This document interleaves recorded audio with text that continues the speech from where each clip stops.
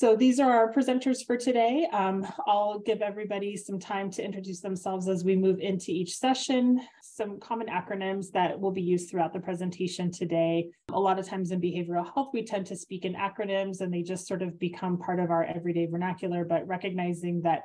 And so I'm going to turn it over to Danny Offer. He's with our partner agency, NAMI California, and he's going to go through some of the background components of the MHSA and how it can be used for funding. And I'll turn that over to you, Danny. Hey there, everyone. My name is Danny Offer. I'm the legislative advocate for NAMI California. So this is just some brief identification of where you can find the references and information that we provide in this webinar. It'll just be in the Code of Regs, the Welfare Institutions Code, as well as DHCS put out a great fact sheet that kind of lays out how MHSA can be used to support homeless individuals. So just briefly, these are the components of MHSA that can be used and are available to people who are homeless or at risk of being homeless and who may be suffering from a serious mental illness. So counties are authorized to use community services and supports, also known as CSS. Second is prevention and early intervention, also known as PEI, innovation funds, and capital facilities and technological needs components. So let's jump in first to how community supports and services, or CSS, may be used. So let's break this down. Within CSS, we have three categories of funding that can support housing programs. First are FSPs, or full service partnerships. In this, counties are required to direct a majority of their CSS funds to FSPs.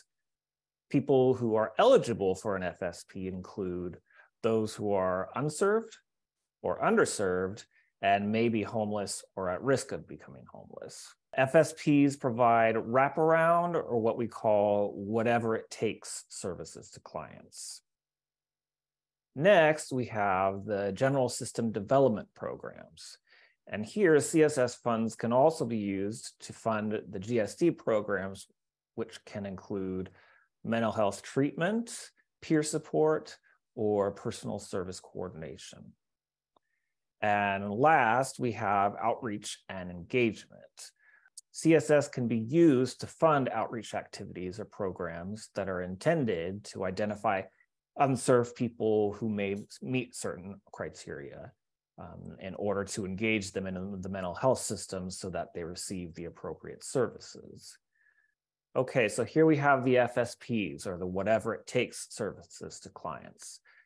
FSP mental health services and supports can include mental health treatment, supportive services to assist the person in obtaining and maintaining employment, housing, and/or education. It can also include peer support or wellness centers, personal service coordination or case management, needs assessments, individual services and support plan development, crisis intervention or stabilization services, or family education and reunification services. So here we have the FSP non-mental health services and supports, which can be food, clothing, housing, which includes but is not limited to rent subsidies, housing vouchers, house payments, residents in a drug or alcohol rehabilitation program, transitional and temporary housing, cost of healthcare treatment, cost of treatment of co-occurring conditions like a substance use disorder, or respite care. So let's move on to the general system development, or GSD programs.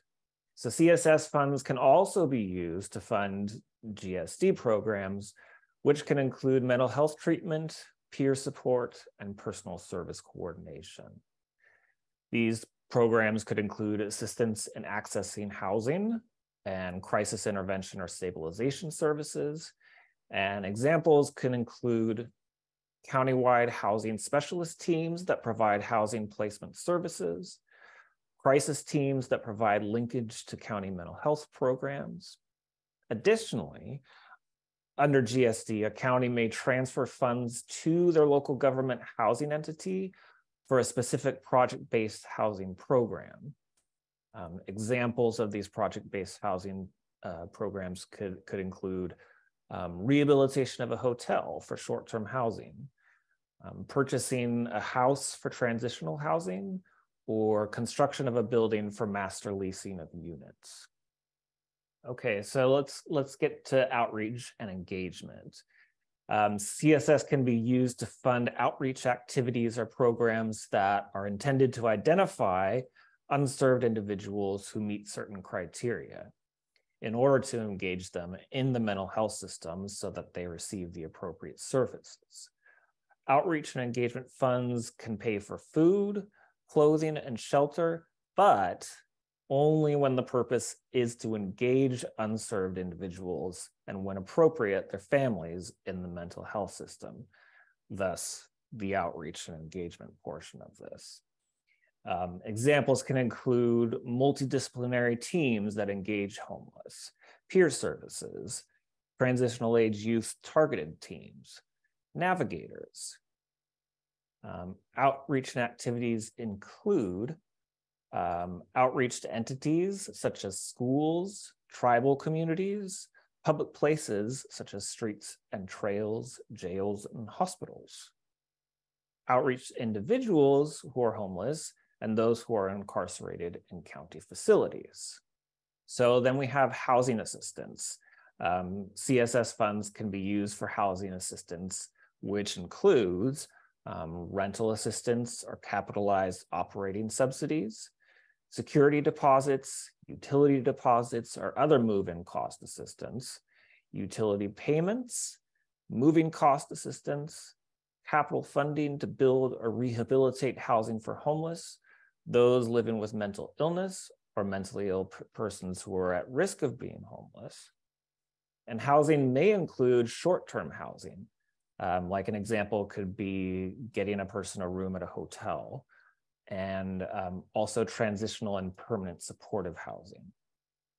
So now we're going to move on to No Place Like Home's MHSA housing program. So this here is one of those 20-year commitments. In order to get the funding through No Place Like Home, an applicant county must commit to providing the No Place Like Home tenant population mental health supportive services for at least 20 years.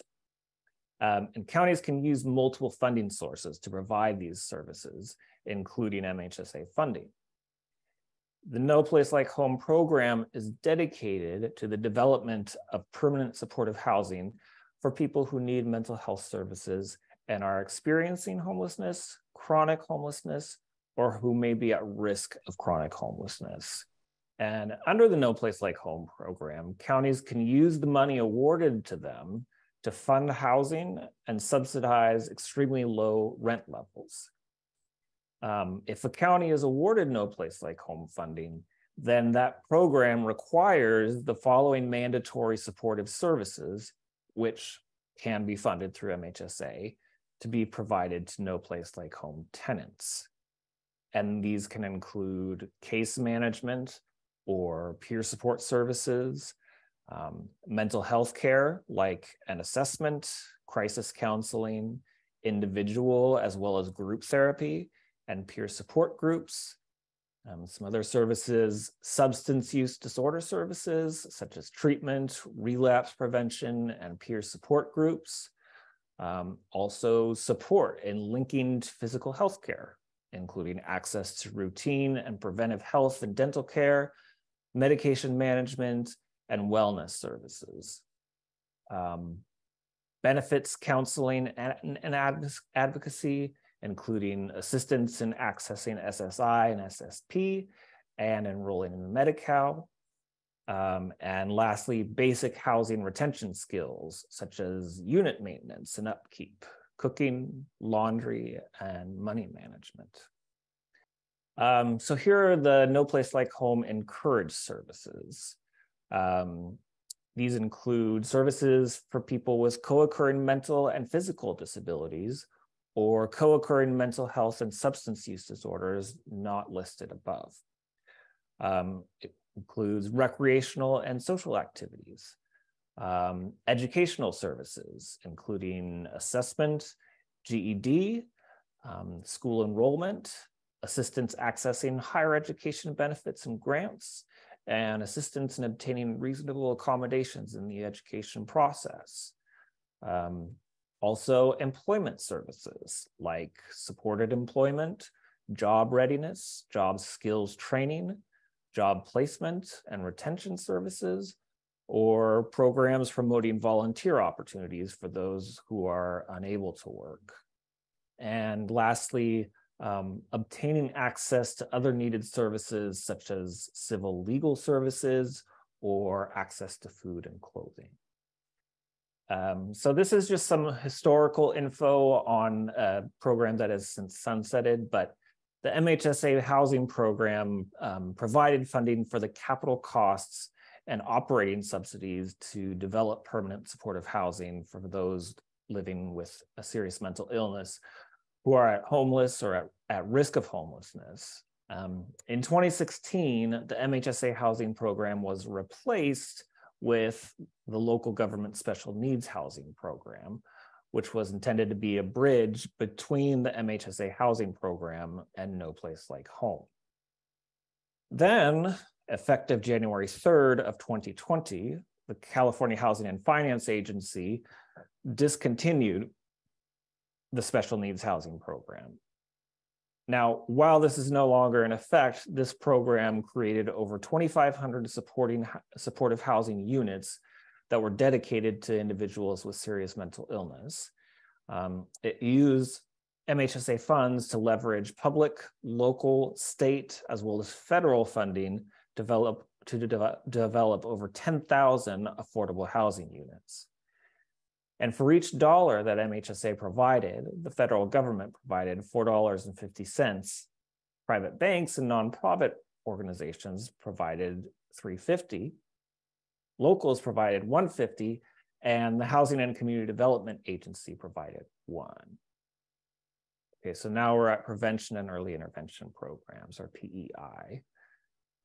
As you all likely know, PEI it's the second largest component of the MHSA at 20% of the county's MHSA funding. PEI programs emphasize strategies to reduce negative outcomes that may result from untreated mental illness and or SUD, including but not limited to prolonged suffering and homelessness. Some examples of PEI programs offering support to the homeless or at risk of being homeless are landlord outreach and recruitment. These programs may prevent homelessness and build relationships that may lead to the availability of additional housing units.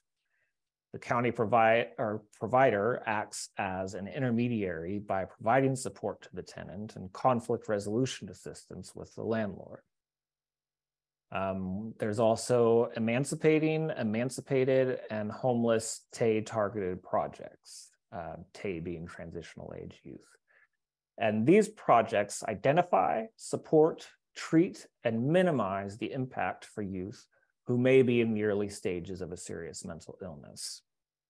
And then there are wellness centers, and these centers provide recovery or supportive services for people with co-occurring conditions like mental illness and substance use or physical health conditions. And this may include a linkage to housing. And so now we have the innovation projects. Innovation projects are funded with 5% of the total of CSS and PEI funds. An innovation project may affect virtually any aspect of mental health practices or assess a new or changed application of a promising approach to solving persistent, seemingly intractable mental health challenges, including but not limited to permanent supportive housing development.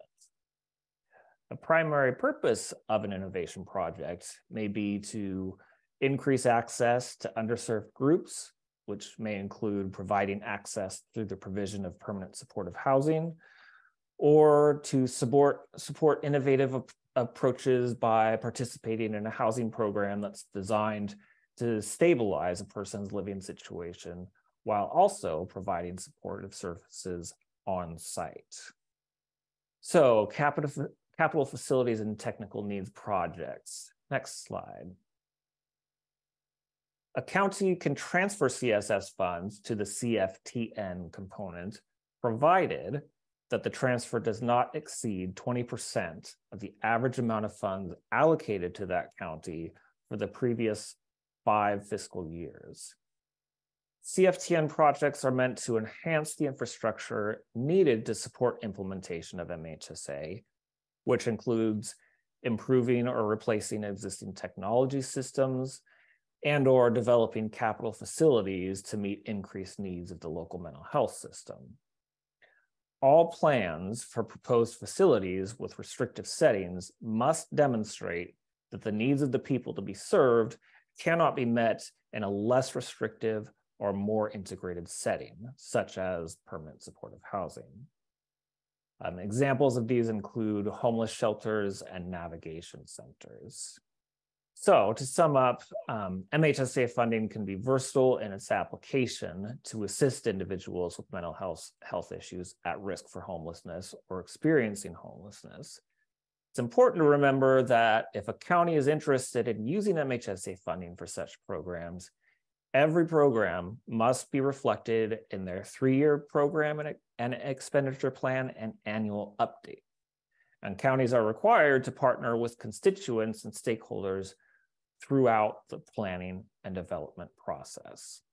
Now we'll go on to Contra Costa County's spotlight.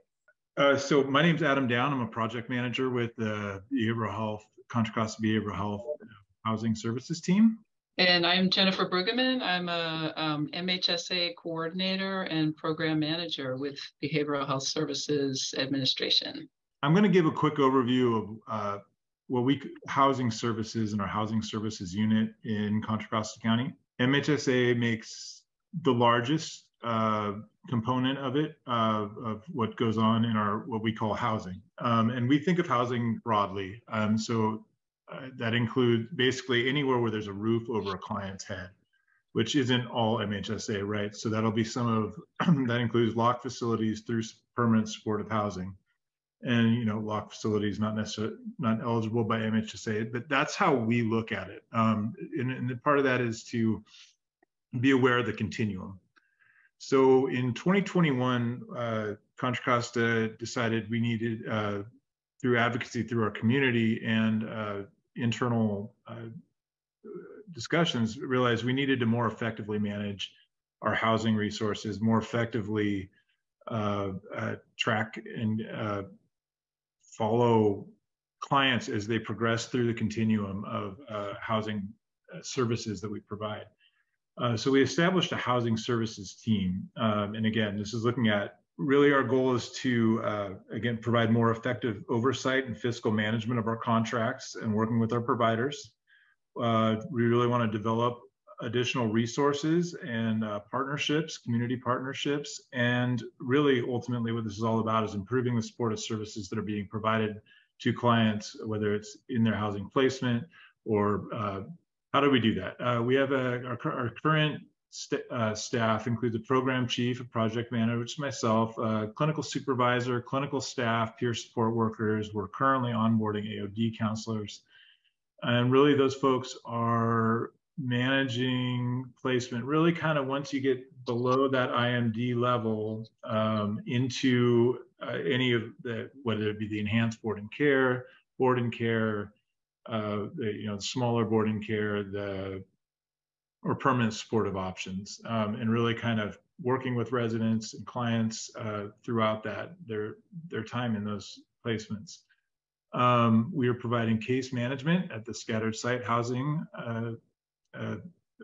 units that we have.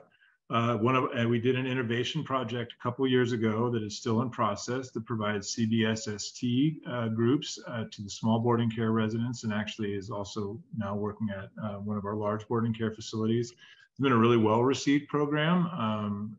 Again, we're really providing oversight and support for all of our housing services and contracts, and then grant management, going out and finding other resources such as No Place Like Home and really kind of leading the county's efforts towards bringing those resources in. Some of our big partners, we have a large contract with Shelter Inc. To do master lease housing, all MHSA supported.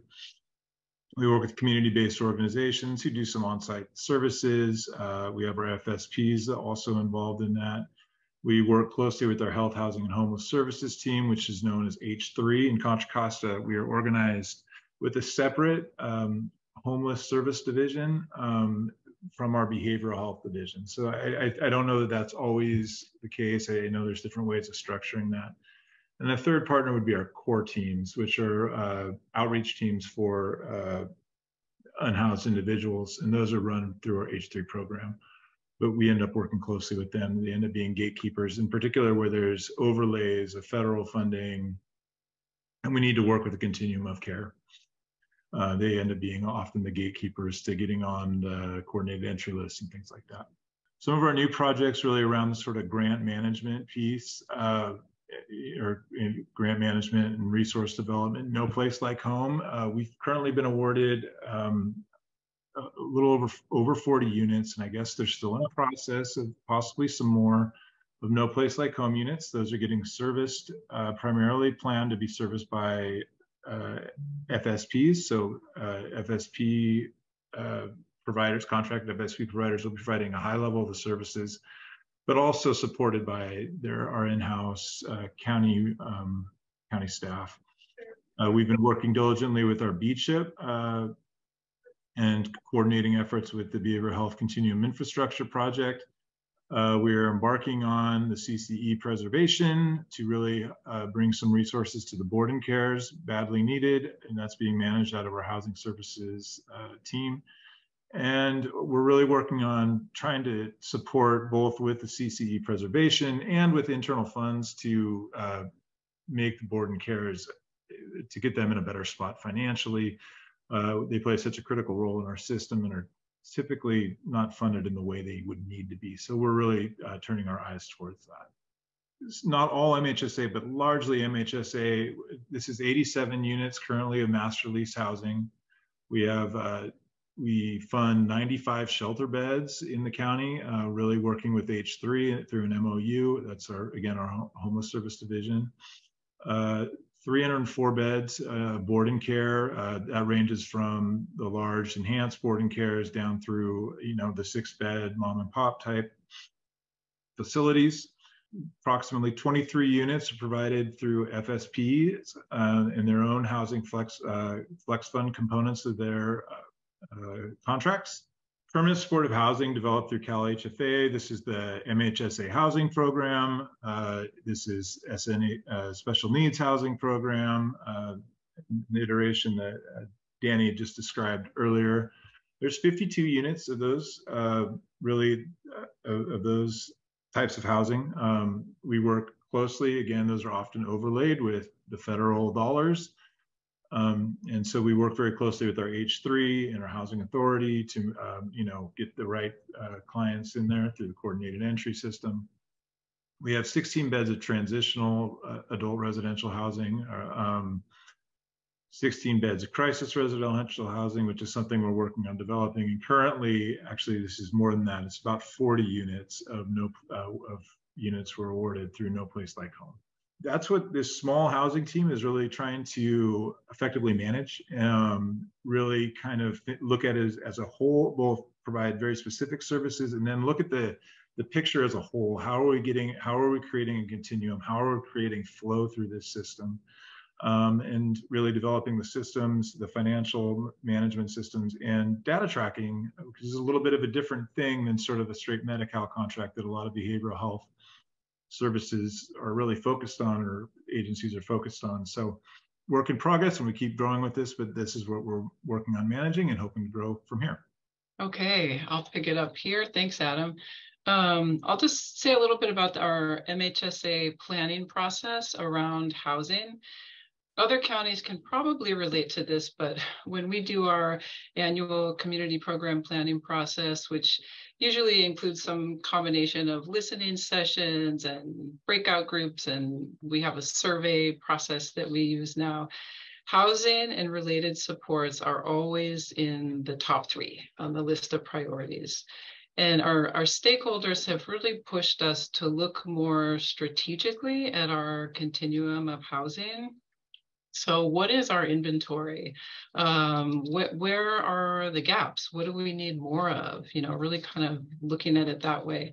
With our 3-year planning in recent years, we've really tried to address some of those issues to better serve the community. Housing services need to be available to anyone who needs them throughout the various stages of their recovery. And as we know, that's not always a linear process. There's unique needs that exist within, each group, whether it's transition age youth that may be aging out of the foster care system, or adults that are living with dual diagnosis. The justice involved community is one that has really been very much on our radar recently. This could include folks that may be involved with assisted outpatient treatment or AOT, maybe some FSPs, or folks coming back from incarceration or a locked level of care, coming back to the community, or starting next year, potentially folks that may be involved with the care court system. So we're hoping that through some of the expansion projects that Adam described in the previous slides, in addition to funds we've kind of earmarked for staffing for these potential new programs, that will be better positioned to serve these people in a way that best supports their wellness and recovery. Okay, so this is just one example, Garden Park Apartments, permanent housing solutions with vital support services. This is a housing model that we like to kind of elevate because it just works really well and can be used with different populations, I think. Garden Park is operated by Hope Solutions, which is one of our local housing providers that we've been proud to partner with since the beginning of MHSA, which I think in our county was in 2009. They kind of have a housing first approach and serve over 2,000 people across our county in various sites with different types of services. This program is a 27-unit independent living complex for formerly unhoused, mostly families and some individuals as well. The apartments come fully furnished. There's a centrally located hub or like a community center that MHSA helps support. It has on-site licensed clinicians as well as other staff who provide case management, crisis intervention, counseling. There is a lot of support for kids. There's a lot of kids who live there, including a daily homework club, social emotional supports and activities. In the summer, there's summer programming, including enrichment programs. There's educational programs for adults, such as parenting groups, health classes, and employment support. And then also a whole host of social activities and that kind of thing. All the services are voluntary and available to any resident who may want them. So it's very much kind of an open door situation. And everything is offered obviously on site. So you kind of eliminate potential barriers around transportation or possibly childcare or maybe stigma that could be associated with physically going in person to, a clinic or an office setting. So engagement tends to be really high, which of course often leads to better outcomes, which is ultimately the goal. Thank you. How many more beds you feel like you might need? And then there was another question about whether the housing types are available for parolees, as well as a question that says, is Garden Park Apartments 100% MHSA units, or are the 27 units a subset of the total units? So I'll take the first one about how many more units do we need. That's a tough question, frankly. And that's one of the things that behavioral health is, that we've created the housing service unit to really keep their eyes on.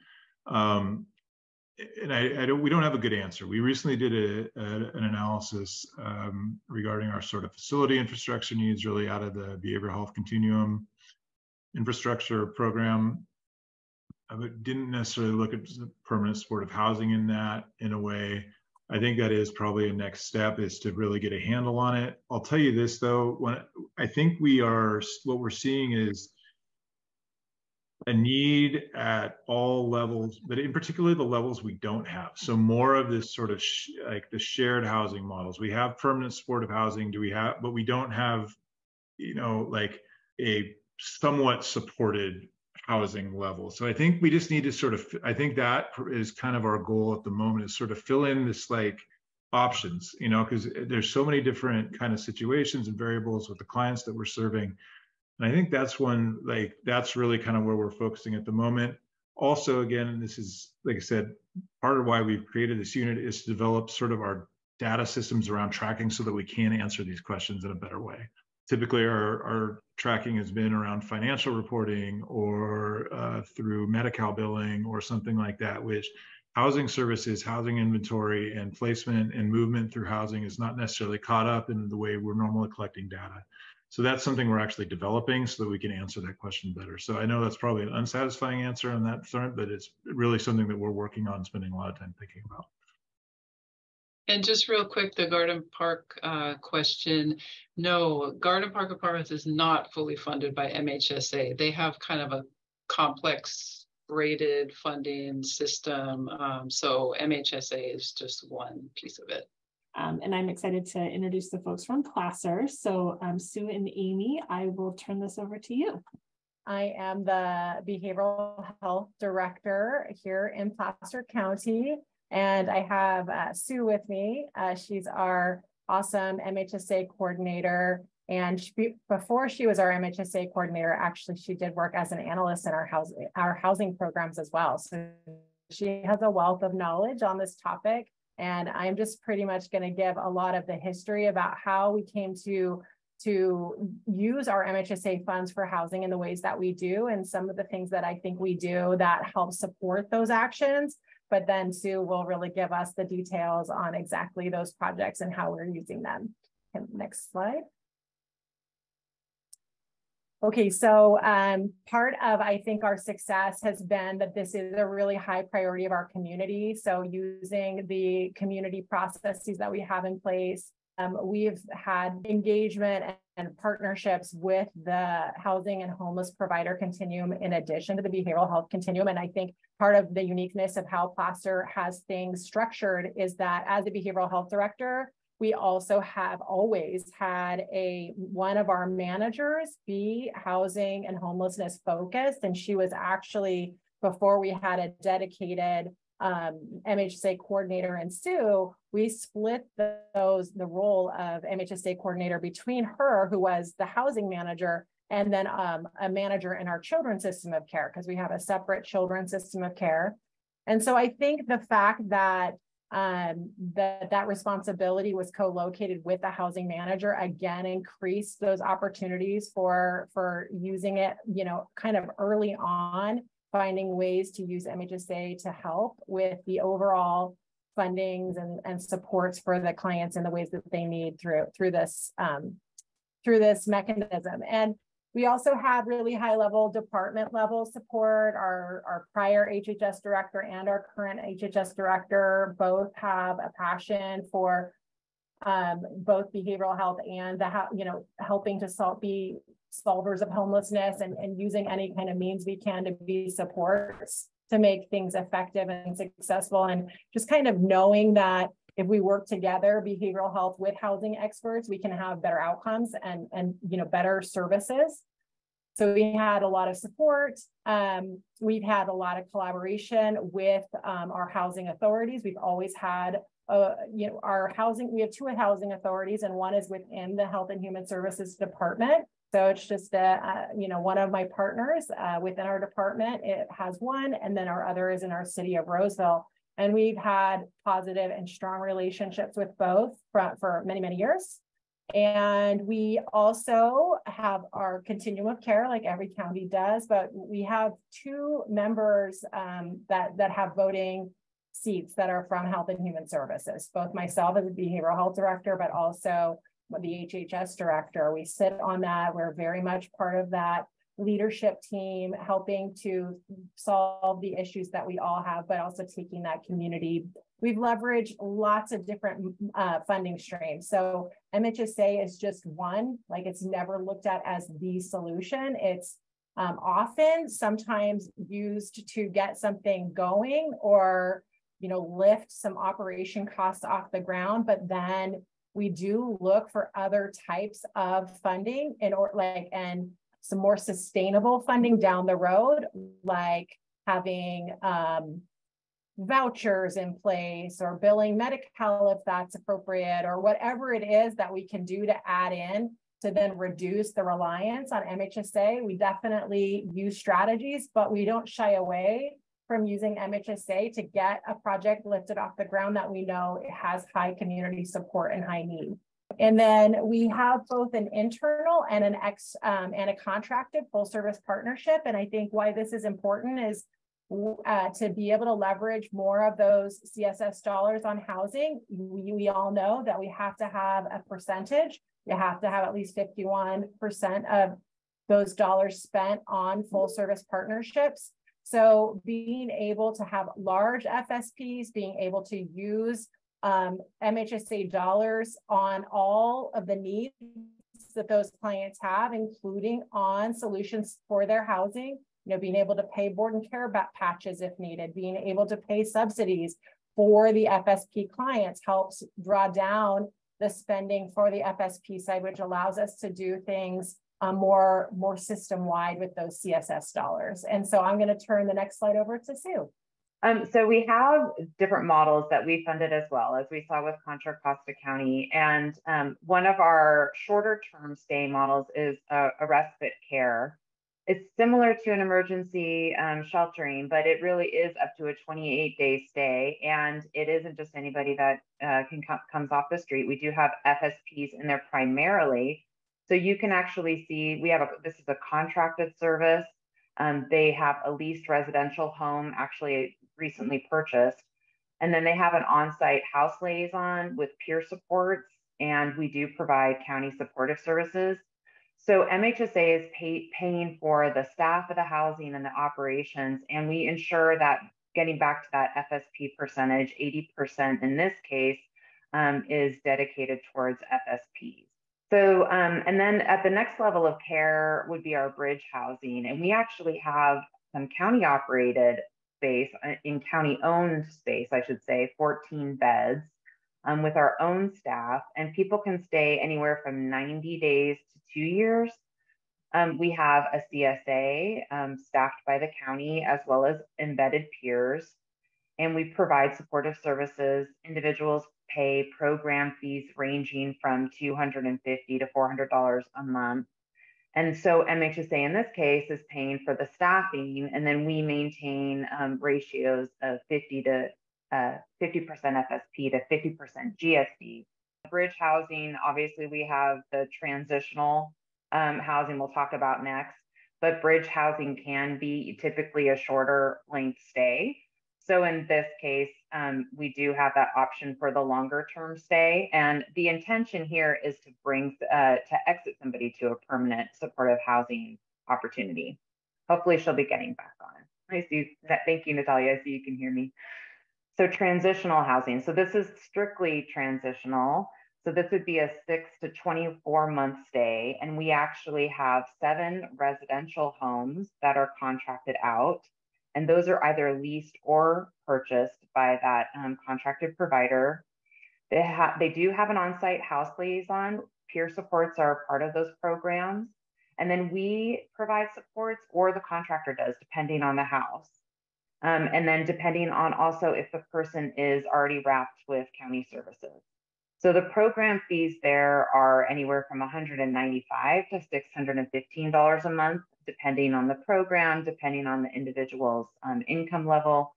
And then housing, staff and operations are the piece that would be funded by MHSA.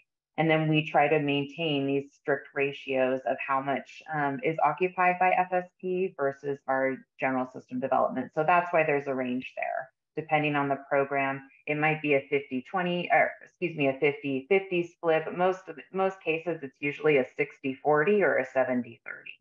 So finally, permanent supportive housing would be currently our highest level of permanent housing, although we'll talk about a board and care model coming up as well.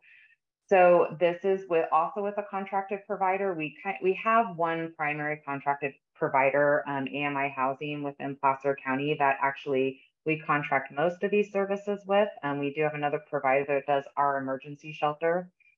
But they own, in this case, a couple different residential homes that were purchased with MHSA, including we also have a 19-unit complex that we'll talk about. Actually, it's not on the next slide now that I think about it, but we do have a 19-unit complex that they purchased, which was our largest funded MHSA project at the time for housing. And so they've operated that one very successfully. And then the residential homes are actually the smaller homes, usually 6 beds for each of those homes. They do have a housing manager. Again, we either have county or contracted provider support. And then individuals are paying rent and utilities that are 30 to 40% of their income. So in this case, we use general system development for the purchases of the residential homes and the 19-unit complex that we have, which is completely MHSA. And now the non-MHSA client vouchers are coming into play, particularly for that project. So we've actually been able to continue to fund the subsidies in that project with other individuals coming in with client vouchers too. So that'll help with the long-term stability for that particular project. And then our residential homes are typically, again, maintaining that ratio of like a 70-30 FSP to system transformation or GSD split. The one comment I was just going to say, and maybe Sue covered it, is that one of the defining things for our bridge housing program is requirements for entry is you have to be on the street or in a shelter in order to enter bridge housing, which makes it, different. And there's shorter lengths of stay. Whereas with transitional housing, it's a little bit longer lengths of stay, and that requirement where you're coming from the street or shelter, it does not exist. So I wanted to point out that distinction.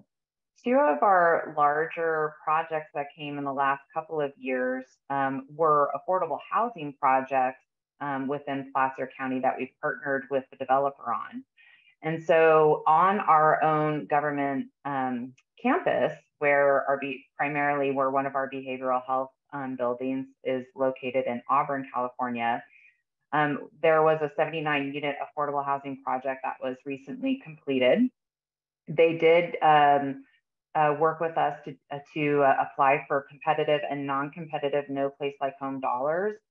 And in exchange for that, we have been able to dedicate 20 Housing Choice vouchers for that particular project for 20 FSP units. So as part of No Place Like Home, we're committing to provide the FSP supports for that particular project. And in order to subsidize those units, we dedicated the 20 Housing Choice vouchers with our housing authority. And then Main Street Plaza Apartments, Meta Housing, that's in Roseville, California, and that is a 65-unit affordable housing and mixed-use retail building.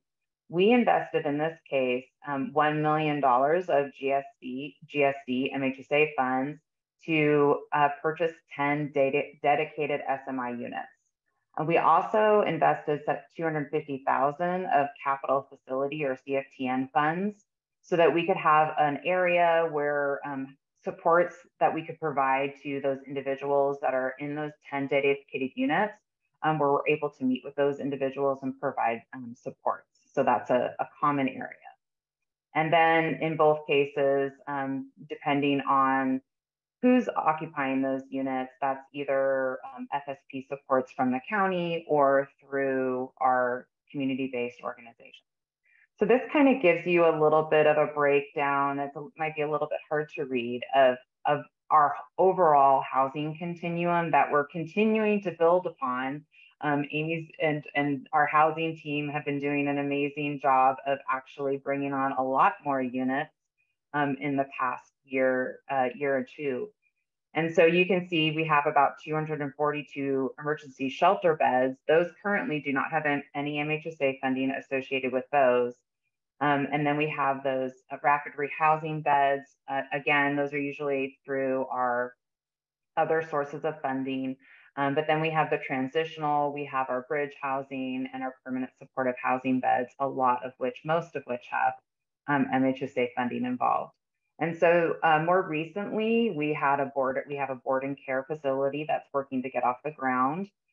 We used GSD funds for the purchase of that particular residential location, and we are using 60% of FSP and 40% of GSD dollars for the patch, which will cover operations for that location. And then I'll let Amy talk about Project Homekey. Yeah, so we've been really successful. We've actually been have two Homekey projects. We have one in our Tahoe region, a smaller project, and then in round two, we were lucky enough to be awarded a large additional 82 units of permanent supportive housing. I think another unique feature to me, because I'm the behavioral health director, I'm also like, as we build the housing, I want a continuum with different projects that have differing levels of supports, similar to mental health services, right? Where we have different levels of support because not everyone has the same unique needs. And so every time I build a housing project, I'm always like, okay, well, what mental health services are we going to build out or account for? On this particular project, we did something unique where there was on the ground floor, there was some conference space, like there often is in hotels. And we decided to also apply to the same location, but onto that ground, the infrastructure grant funds to remodel that and create some urgent care, behavioral health 24/7 care. So on the above floors, it'll be permanent supportive housing. And then on that main floor will be lots of services. There'll be housing supports, services operated by, partially with MHSA funding for like typical housing supports, but then there'll be some crisis supports on that main level that will be funded by a variety of sources in the form of urgent care. But we also plan to continue to expand and go after additional awards, both on the housing side and on the behavioral health continuum side, to add more units of bridge housing, permanent supportive housing, more shelter beds, and we basically need more of everything. I think every county needs more of everything. Yeah, as many people have brought up, it's high in our community feedback as well, and has been. The Build for Zero Collaborative, I'm just putting that out there. That's something we've been involved with for a few years now. Had a lot of learning opportunities. They really help with data. They helped us build our by name list, how to monitor that. So that's an opportunity for counties to get involved. You put goals together as far as getting to functional zero for different things like veterans or chronic homelessness. So that's been another opportunity for us to continue to learn and grow in this area.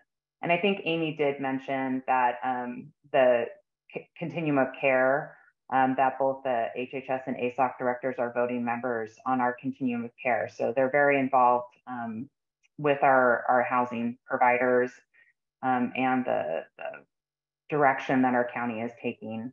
Thank you so much. So I'm going to go ahead and turn over the next portion to Jane Ann from Sacramento County.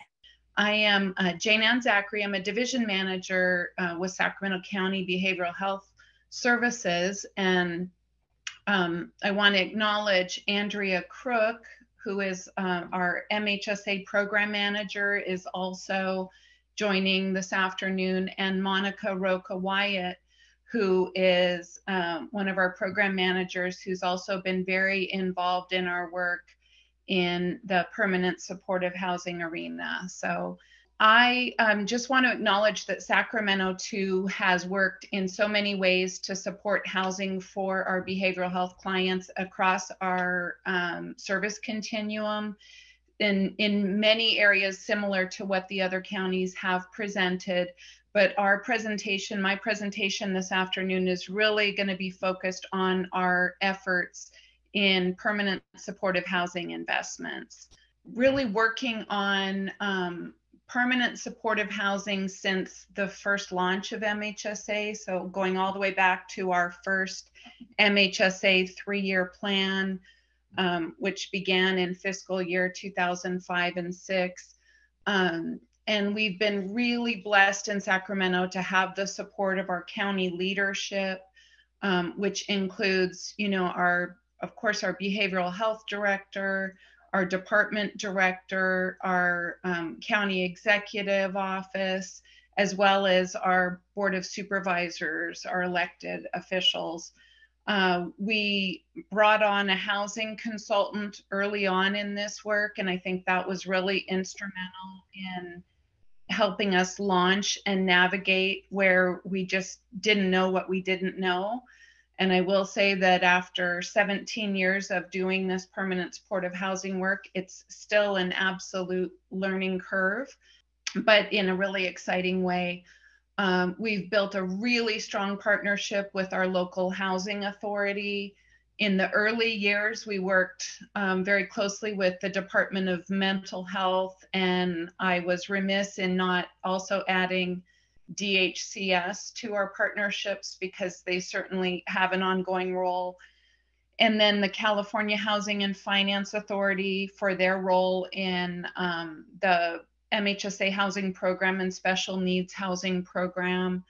Our strong partnership with affordable housing developers, because we couldn't do this work without them. Our stakeholders, our Mental Health Services Act Steering Committee.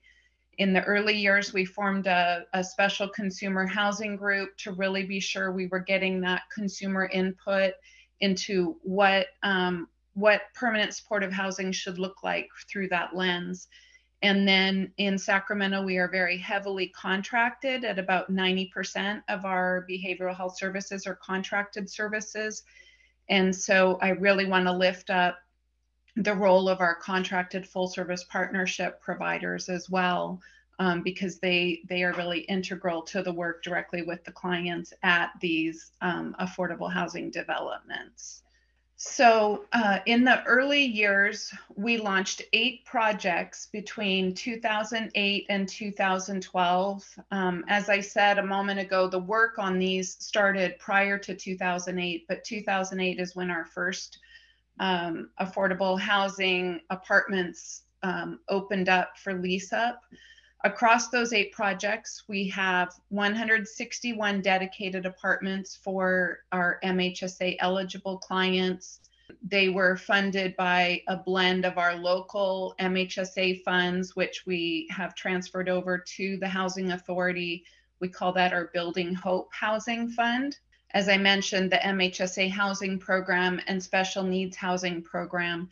And of course, those dollars were then used to leverage multiple capital fund sources for affordable housing development. Project-based vouchers has also really been key in making these projects successful, making the operating budgets reasonable for the cash flow for these projects. And as I mentioned, services are provided by our MHSA full service partnership programs.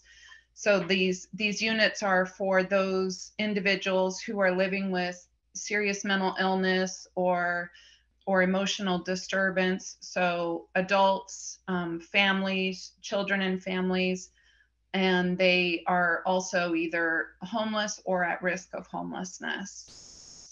Next slide, please.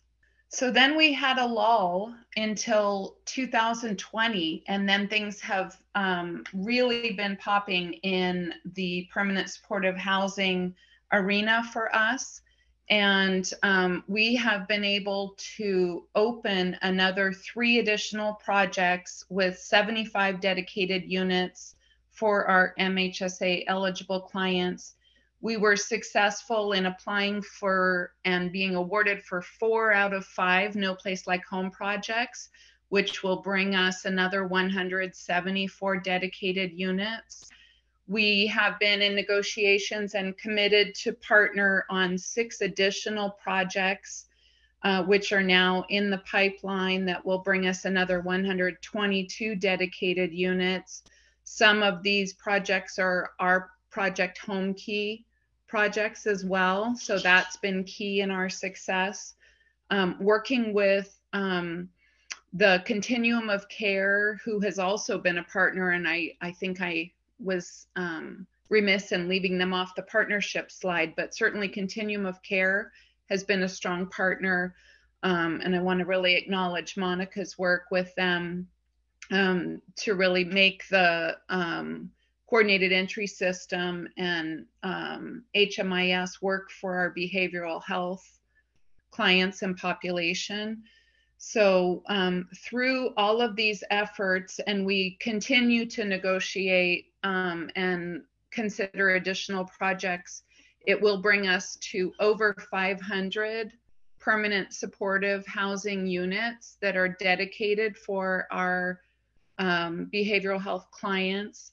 Again, these are high intensity service need folks who are either homeless or at risk of homelessness, and units that range from single resident occupancy, where there are some, shared kitchen and bathroom design units, to studios, 1 bedrooms, 2 bedrooms, even some 3 bedroom for family units. So we've really been focused and doing a lot of work here. We've also been working in some of our earlier projects where we have been able to negotiate additional units. As units turn over, then those units will then become available for our behavioral health clients and have project-based vouchers attached to them. And the project-based voucher, the beauty of those is after living for 1 year at the property, the client could then choose to move somewhere else if they wanted to, and they could take that housing choice voucher with them, and there would be another project-based voucher coming in behind to support that dedicated unit. So it really creates the ability for people to make choices and not feel like they are stuck in the housing associated with the program. The other thing to acknowledge is, someone could choose to stop receiving services. That doesn't kick them out of their housing. So their path into the program or into the units is typically through our behavioral health system providers. But clients over time, as they recover or maybe transition out of behavioral health to supports through their managed care, they may still be residing in those housing units.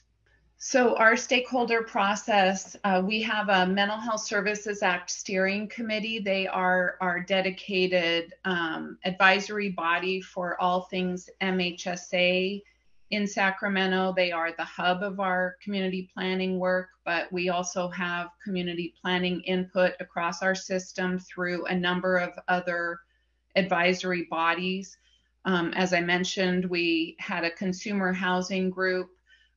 We developed a review team to look at requests to partner from affordable housing developers for the No Place Like Home projects that we put forth and were awarded. And then, of course, a very robust community planning process for our MHSA 3-year plans and annual updates. And I just want to acknowledge Sacramento, like other counties, has had housing and homelessness come up as a recurring theme on what do we need to do more of for our community for many years. And so I just focused today on our permanent supportive housing efforts, but this is part of a collective effort to really be creative in how we can support housing needs for our clients across the continuum. I want to thank the county folks that were here, really helping to highlight the different ways that you've been able to use funding for housing supports. So I'm going to turn it over to Teresa to talk about the work that she's done that's really at the heart of all of this. I am a local, state, and national activist for the severely mentally ill population. I am the former vice chair of the Contra Costa County Mental Health Commission and a member of the original MHSA community leadership group in our county. I'm proud to be here with my partners from Contra Costa today, and so grateful for everything that they do. I have been an active partner in the MHSA planning process on a statewide and local basis since Prop 63 was passed in 2004. On the local level, I was the chair of the MHSA Finance Committee of the county's Mental Health Commission. And in that role, I helped facilitate the original capital facilities component of our county's community planning process. And that process led to the building of a state-of-the-art 16-bed crisis residential facility that we call Contra Costa Hope House. And Hope House provides crisis treatment in a safe, welcoming environment for adults experiencing mental health emergency, in the hope of achieving stability before, during, and after their crisis. And Hope House is an MHSA funded facility that I would include as part of the Housing That Heals continuum that I believe every county must have available. So today I will provide a snapshot of my 20 years of advocacy and our family story that led me on the Housing That Heals journey across the state of California with another mom, my dear friend, Lauren Battagliata, who is, I believe, also here joining this webinar today. So my important role is that of being a mom. And this slide gives an overview of what I call data of the soul. And this is a bullet point history of my family's journey through the California mental health system. And sometimes it felt like we were crawling through glass, the glass of multiple health, school, and justice-based broken systems. I am the proud mom of an adult son who was diagnosed with a serious mental illness in his teens and has unfortunately spent much of his adult life in locked psychiatric facilities. He has been 5150'd over 40 times, deemed gravely disabled, and has remained on an LPS conservatorship for the past 21 years. He has suffered multiple suicide attempts, revolving hospitalizations, homelessness, and incarceration. And even though we had resources, insurance, and my full-time ability to navigate a maze of services in one of the most integrated healthcare systems in our country, it was still a nightmare. But because of luck and heroics, Danny has survived years of suffering and is currently living in an adult residential facility in the community. And I will share more about that facility later in my presentation. So after my son was arrested as a patient, he became one of the hundreds of SMI individuals deemed incompetent to stand trial in our state. He was shuffled between solitary and 2 state hospitals off and on for 4 years without restoration of competency. And because he had an amazing public defender and I had amazing partners in Contra Costa, we were able to convince the judge and district attorney to allow Danny to be transferred to the forensic unit at California Psychiatric Transitions, also called CPT. This picture shows the freedom and the joy that my family found in the secured NHRC in Merced County. This was actually the first day that we were able to touch skin to skin in a very long time after being Danny had been incarcerated for so long. And because this was finally the right care at the right time and in the right place, Danny's healing journey took hold. After 6 months, he had all criminal charges dropped and he was moved to the main unit at CPT while still on an LPS conservatorship. So we hear about the desire to divert from jails and prison, but the elephant in every room is divert to where and what. CPT is not funded by MHSA. Counties have contracts funded with 1991 realignment, which is not enough for the entire population's needs, in my opinion. Some SMI individuals need medically necessary treatment in the secured setting of an MHRC or an IMD in order to escape the criminal justice system, addiction, and psychosis, and to be prepared to successfully step down to a voluntary community setting. If we want to become a care first, jail last state, then we need to think in both and terms. One size does not fit all, and it fails too many. My son needed the secure setting of CPT in order to be diverted from the criminal justice system to a more cost-effective and therapeutic setting. And it was the appropriate, least restricted care he needed to survive the trauma of incarceration and to prepare him for stepping down to an adult residential program in Santa Clara County. It was his appropriate housing that heals, and it is a critical piece of the continuum of care in California for families like mine. So this is a picture of my friend Lauren and I, and while my son Danny was at CPT in 2019, Lauren and I began our Housing That Heals journey with a road trip from the Bay Area to Santa Ana down in Southern California, where we visited the John Henry Foundation.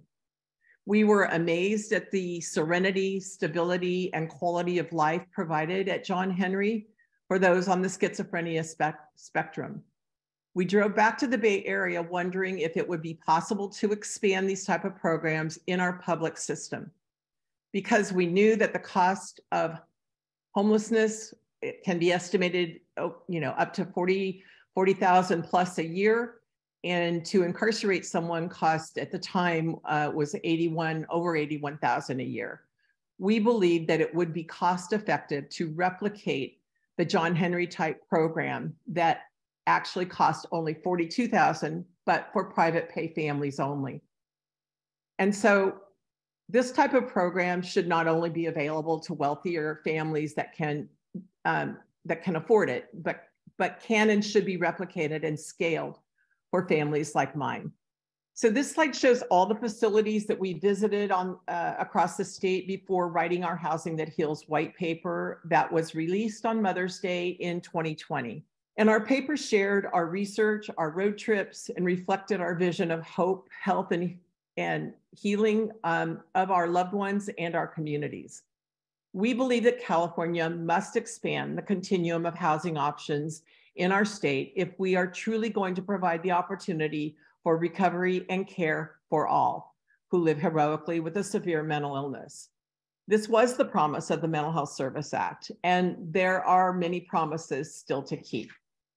We had to take a break during the pandemic, like everybody, when we were all in lockdown, but in 2020, we got back on the road and went down to Fresno County, and we were thrilled to get back on the road, actually, and accepted an invitation by Turn Behavioral Health to visit the Hacienda facility, which is located in Fresno County. This was another learning partnership opportunity with one of the providers of Contra Costa's AOT and FSP services. We learned that in 2007, Turn Behavioral Health, then known as Mental Health Systems, purchased the Hacienda, a once renowned resort.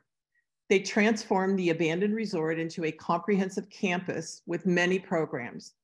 The once empty structures are now the home to a whole health environment with programs that provide mental health and substance abuse treatment services to individuals and families in Fresno County.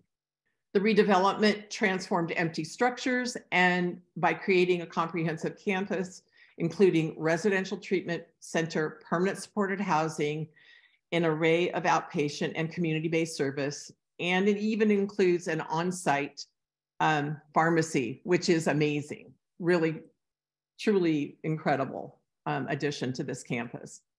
And I think this campus is the perfect model demonstrating the MHSA recovery vision, and it provides community-based continuum of care while leveraging all funding streams into one integrated comprehensive campus. So I will end with this picture of my Danny and I taken at Synergy's Nueva Vista campus in Santa Clara County, where he has been living for the past 3 years. As I was traveling the state in search of a place like home for all families like mine, I was able to encourage Contra Costa County to establish a contract with Synergy. My Danny was the first Contra Costa client to benefit from this regional addition to our county's continuum of care. And the contract is funded with a blend of MHSA and realignment dollars, I believe. This was my son's first successful transition to the community after 20 years of being failed, jailed, treated, and streeted. And I can't emphasize how much peace our family feels knowing that Danny is safe in the compassionate care of Synergy's clinical and residential staff. What I call the secret sauce of this program is that it has a Medi-Cal certified specialty mental health clinic right next door that allows for 24/7 on-site IMD levels of clinical supports, but at significantly lower costs. And I call Synergy a Gold Star adult residential facility. It is a wonderful alternative to IMDs and locked facilities, and sadly, I've seen many of those over the last 20 years. I have proudly spread the need for the Synergy model to be funded and spread across the state and nation. Lauren and I were honored to have our behavioral health director, our medical director, and adult program chief join us for on-site visits to personally experience the housing that heals model we envision for all families like ours. I will be forever grateful to Contra Costa County for expanding the SMI adult and older adult residential housing options at both Synergy and Everwell. And additionally, I was privileged to have Senator Susan Eggman and her staff join a group of us at one of Synergy's programs in Sacramento last year to see the hospitality and therapeutic care being provided to some of our most vulnerable California clients. And in closing, I call myself a recovering angry mom, and that's because of the strong community partnerships that I have established with a variety of stakeholders over the years. They've all helped me take my anger wall down, and we are all so overwhelmed by the suffering on our streets, in our jails, and in our family homes. And moms like me and families like mine are terrified about what will happen to our loved ones when we're gone. We want care for all, and it's time that we all do better, a better job of building common ground that will offer a bed instead of a jail cell or a street corner. It's time to marry the medical model and the recovery model by expanding the housing that heals vision together. That would create the transformed care system that we all dreamed of when MHSA would deliver. Our Housing That Heals paper has received wide interest and support across the state and country, and it has provided opportunities for shared learning that has helped to build awareness about the gaps in our housing and care continuum beyond the affordable housing crisis. I believe that our paper is located on the CARE TA resource page. Thank you so much, Teresa. This is a new series for us here, and so we're hoping to continue our work, bringing more information to you all on the Mental Health Services Act and the different ways that funding can be used. Again, just recognizing the complexity of how that is put together. We foresee some additional sessions, not just on housing, but other topics. See you at our next event. Everyone stay well, and we'll see you later.